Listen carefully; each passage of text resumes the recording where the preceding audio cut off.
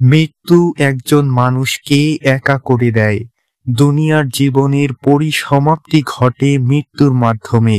তাই আজকের ভিডিওতে দুরূদ শরীফের মাধ্যমে এমন একটি আমল সম্পর্কে আলোচনা করা হবে, যেই আমলটি করলে মৃত্যুর পরে 1,10,000 ফেরেশতা আপনার সাথে থাকবে, আপনার সাথে থেকে আপনার নিঃসঙ্গতাকে দূর করে দিবে।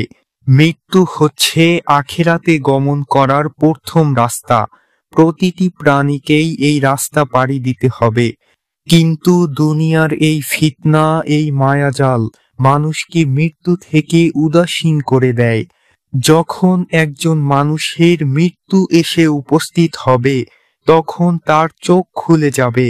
সে তখন ভালো কাজ সম্পাদন করার জন্য আরো সময় কামনা করবে, কিন্তু তাকে আর সময় দেওয়া হবে না।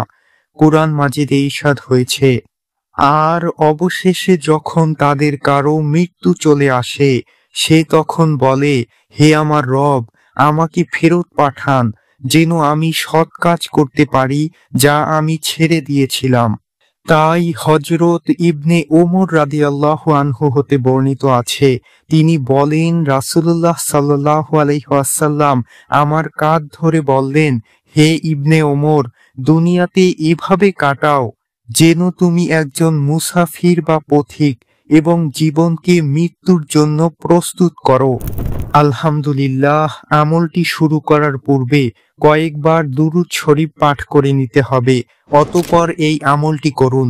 আল্লাহুম্মা ইন্নী আসআলুকা বিআন্নী আশহাদু আন্নাকা আনতাল্লাহু লা ইলাহা ইল্লা আনতা আহাদুস সামাদু আল্লাযী লাম ইয়ালিদ ওয়া লাম ইউলাদ ওয়া লাম ইয়াকুল লাহু কুফুয়ান আহাদ।